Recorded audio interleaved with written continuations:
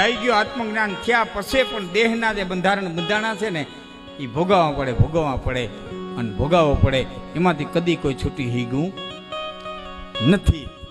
પણ આપણને છે ને બીજાને રૂડા મનાવતા બહુ આવડે. હા, તો બાંધું પડ્યું ને તો આપણે એમ કે બાપા સતને કસટ પડ્યું, ઓઈલાને વેમમાં નાખી આવી, હું સત છું મન કસટ છે, એને વેમમાં નાખી આવી. હા, એને આપણે કહી આવી સતને કસટ હોય. ભાઈ સતને કસોટી હોય, સતને કસર બસર કાંઈ ન હોય.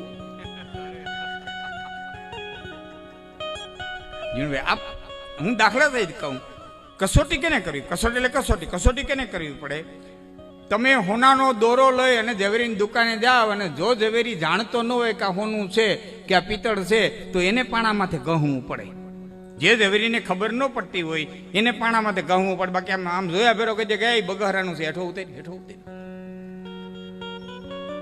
એને પાણામાં ગહવું ન પડે, એને કસોટી કરવી ન પડે. તો જેને ખબર નથી કસોટી કરે, ઓઈલો તો તનકી જાને મનકી જાને જાને જેટકે ચોરી, એ શું કરવા કસોટી કરે? એને હું દંડ દેવાની તાકાત નથી, કસોટી કરે. કસોટી બસોટી કાંઈ નથી કર્યા, ભોગવવાના છે કર્યા. એમાં બે મત નથી.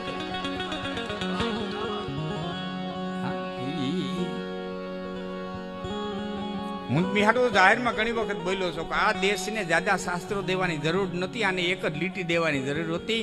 ક્યાંય કરેલા ભોગવવાના છે, કરવું હોય તો છૂટ ને ન કરવું હોય તો છૂટ, તારી મરજી. લાંબા દેવાની જરૂર જ નહોતી. અહીં વાયુ લણવાનું છે, આટલું દીધું હોત ને, મોટા મોટા શાસ્ત્રો દેવાની જરૂર નથી. આ વયસમાં માફીની ઘાણી નાખીને પેઢી ગયા. બે દીવા કરી દે માફ કરી દે, બે નારિયેળના ડોડા વધારે માફ કરી દે, બે અગરબત્તી કરે માફ કરી દે. બાકી કીધું ગયા માપ બાપ કરનારું કોઈ નથી. કર્યા ભોગવવાના, બોલ કરવું તારી મરજી, તૈયાર રે.